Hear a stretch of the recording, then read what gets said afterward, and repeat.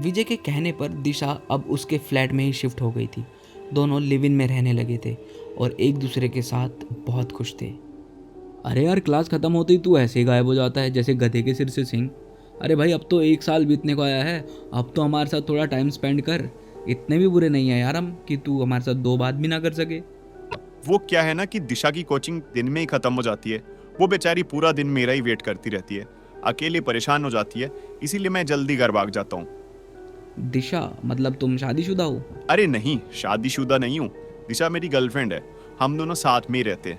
भाई गजब बात कर रहे हो, मतलब बिन फेरे हम तेरे। तब तो मिलना पड़ेगा भाई भाभी जी से। देखो, हमारे जैसे बेरोजगार बंदे पर इतना भरोसा करने वाली लड़की से एक मुलाकात तो बनती है, क्यों? मोहन की बात सुनकर विजय उसे अपने साथ कमरे पर ले जाने के लिए तैयार हो जाता है। सोसाइटी के गेट पर पहुंचकर मोहन देखता है कि सामने एक पुरानी सी टूटी फूटी खंडरनुमा सोसाइटी दिखाई दे रही है। सोसाइटी में अंदर जाने के लिए गेट है जिस पर झाड़ियां लिपटी हुई है। खुले गेट से अंदर जाते हुए मोहन हैरानी से चारों ओर देख रहा था। तुम इस सोसाइटी में रहते हो? मजाक कर रहे हो ना मेरे साथ? सुबह से मजाक करने के लिए मैं ही मिला हूँ क्या? मजाक की क्या बात है, मैं सच में इसी सोसाइटी में रहता हूँ। जहाँ तक मैं जानता हूँ ये सोसाइटी पिछले 6 साल से खाली पड़ी हुई है। अरे यार, तू तो आउटसाइडर है, लेकिन हम तो यहीं दिल्ली में पैदा हुए हैं, हमें थोड़ी ना कोई बेवकूफ़ बनाएगा। अरे यार, तुझे गलत इन्फॉर्मेशन मिली है। चल मैं तुझे दिखाता हूँ ना मेरा रूम। बेवकूफ क्यों बनाऊंगा यार। मोहन हैरानी से सोसाइटी के मकानों को देख रहा था। तभी मकान नंबर 3 के सामने जाकर विजय रुक जाता है। आ गया मेरा फ्लैट, चल अब अंदर चलते हैं। मोहन अंदर जाता है तो देखता है पूरा फ्लैट बहुत गंदा था। हर तरफ मकड़ी के जाले लगे हुए थे, सीलन से दीवारें काली पड़ी हुई थी और धूल और मिट्टी ने घर के फर्श को पूरी तरह से ढक दिया था। विजय भाई, सही मजाक कर लेते हो? इस घर की हालत देख रहे हो? इस मकान की इतनी बुरी हालत है कि यहाँ पर इंसान तो क्या, जंगली जानवर भी नहीं रहेगा। और तुम कह रहे हो कि तुम इस मकान में रहते हो? यार मैं झूठ नहीं बोल रहा हूँ, मैं वाकई पिछले 1 साल से इसी मकान में रह रहा हूँ। और जैसा ये मकान दिख रहा है ना, ऐसा बिल्कुल भी नहीं है। मुझे खुद समझ नहीं आ रहा कि अभी थोड़ी देर पहले तो जैसा मैं छोड़कर गया था वैसा बिल्कुल भी नहीं है। कुछ ही घंटों में इस मकान की हालत इतनी कैसे बदल गई। अरे यार, बिल्कुल साफ सुथरा चमकता हुआ घर है मेरा, और दिशा घर की बहुत केयर करती है। अरे ऐसे घर में कौन लड़की रहेगी? तेरा मानसिक संतुलन तो नहीं बिगड़ गया? यार अभी भी सच सच बता दे, तू ये सब मजाक के लिए कर रहा है ना? अरे यार, मेरा खुद का दिमाग काम नहीं कर रहा, ये सब मैं क्या देख रहा हूँ। विजय के इतना कहते ही अचानक ही घर में जल रही एकमात्र बल्ब फ्लक्चुएट करने लगती है और एक ठंडी हवा का झोंका उनके शरीर को छूकर निकल जाता है। कमरे के अंदर की हवा बोझिल सी होने लगती है और अंदर के कमरे से खटखट की आवाजें आने लगती है। लगता है अंदर वाले रूम में है दिशा, चल देखते हैं। विजय अंदर रूम में जाता है तो वहां भी हर तरफ गंदगी और सीलन ही नजर आती है। तभी उसे बाहर के कमरे से खटखट की आवाज आने लगती है। विजय अपने दोस्त को लेकर हैरानी से बाहर के कमरे में आता है। तभी उसे एक बार फिर अंदर के कमरे से दरवाजा पीटने की आवाज सुनाई देने लगती है। भाई मुझे लगता है कि अब यहाँ से हमें चलना चाहिए। मुझे यहाँ कुछ ठीक नहीं लग रहा। तुझे जरूर कुछ तो गलतफहमी हुई है। मेरी बात मान, तू कुछ दिन के लिए अपने गाँव आ, वहाँ से तेरी तबीयत सब सही हो जाएगी। ऐसी हालत में तेरा यहाँ पे रुकना बिल्कुल भी सही नहीं है। 1 मिनट, मुझे याद आया, सुबह ही दिशा ने मुझे खाना पैक करके दिया था, लेकिन मैं टिफिन ले जाना भूल गया था। अभी भी वो टिफिन किचन में ही रखा होगा। दौड़ता हुआ रसोई में जाता है तो देखता है कि वहां पर वाकई एक टिफिन रखा हुआ था। ये देख, मैंने कहा था ना, ये रहा मेरा टिफिन, तू इसे खोल कर देख, तुझे इसमें पास्ता मिलेगा। मोहन जैसे ही टिफिन को खोलता है, डब्बा उसके हाथ से छूट जाता है। टिफिन के अंदर रखे हुए खाने में से गंदी बदबू आ रही थी और उसके अंदर छोटे छोटे कीड़े रेंग रहे थे।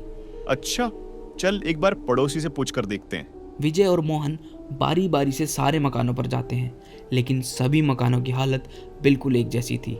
सभी मकान खाली थे, उनमें गंदगी के सिवा कुछ नजर नहीं आ रहा था। अब मैं तुझे कैसे यकीन दिलाऊं, मैं झूठ नहीं बोल रहा, ये सब साजिश है मेरे खिलाफ, लेकिन मैं बेवकूफ नहीं हूं जो ऐसे ही फंस जाऊं। तू रुक, वहां सामने एक आदमी मेरी दिशा को घूर घूर कर देखता था। तू चल, वो बताएगा, तब तो तू मानेगा ना कि दिशा और मैं इसी फ्लैट में रहते थे।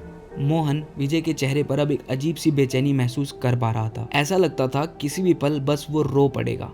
विजय का मन रखने को मोहन उसके साथ सामने वाली कॉलोनी में जाकर एक दरवाजा खटखटाने लगता है।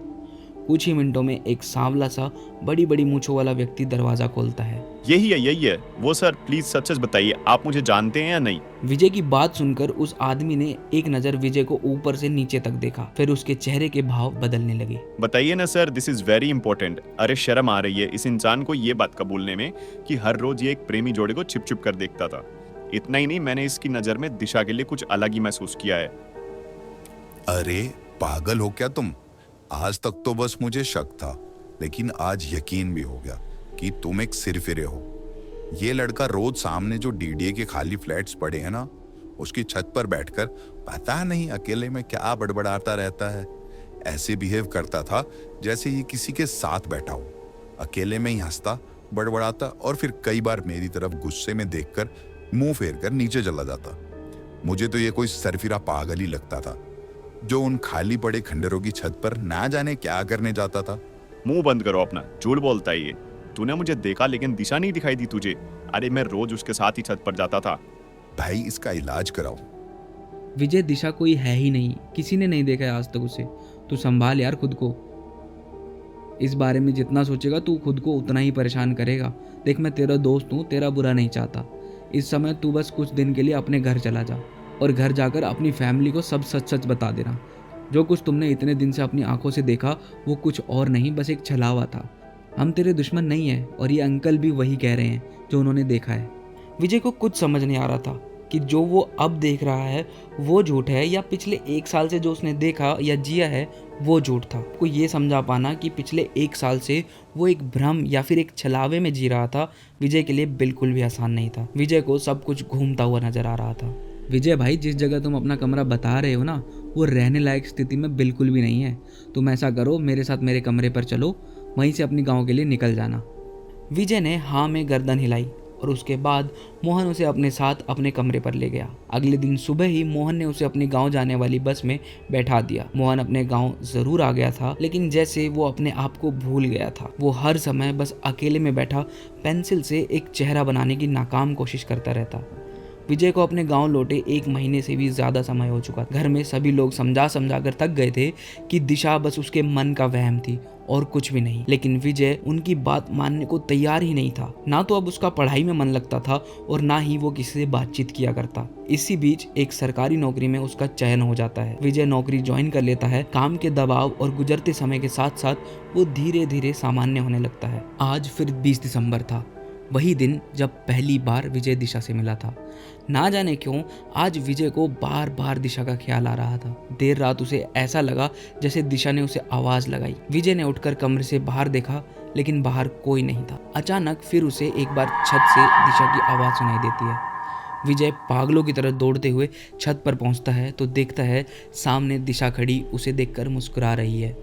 विजय दौड़कर उसका हाथ थाम लेता है। विजय की बात सुनकर एकाएक दिशा विजय का हाथ छोड़ देती है और धीरे धीरे अपने कदम पीछे की ओर बढ़ाने लगती है। छत के आखिरी छोर पर पहुंचकर दिशा ने एक कदम और पीछे की ओर बढ़ाया और छत से गिर गई। विजय के मुंह से एक जोरदार चीख निकली और वो पसीने से लथपथ होकर बिस्तर से उठकर बैठ गया।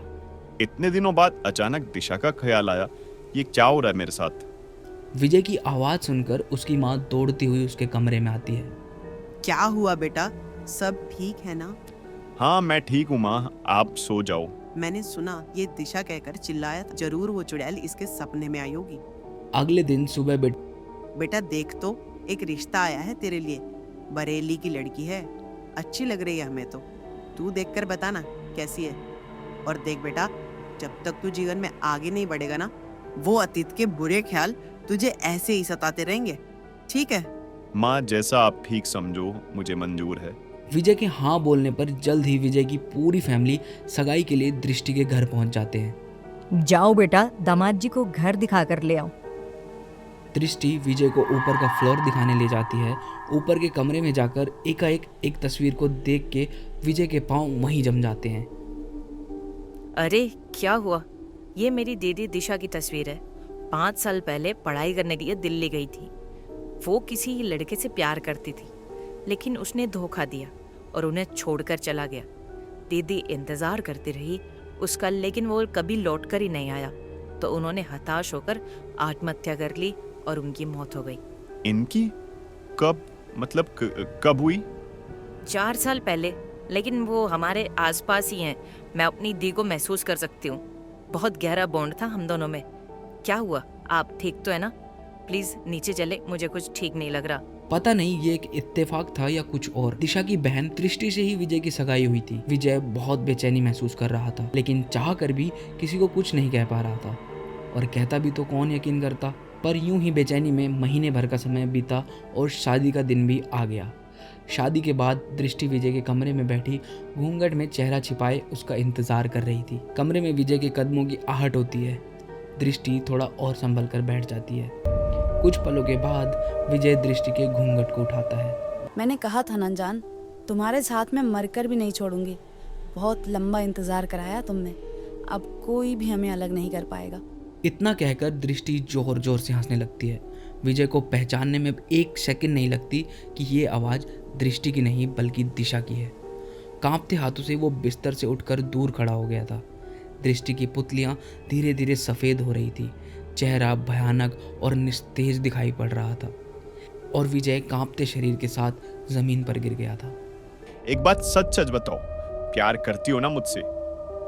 बहुत ज्यादा, तुम सोच भी नहीं सकते उतना प्यार करती हूँ तुम्हें।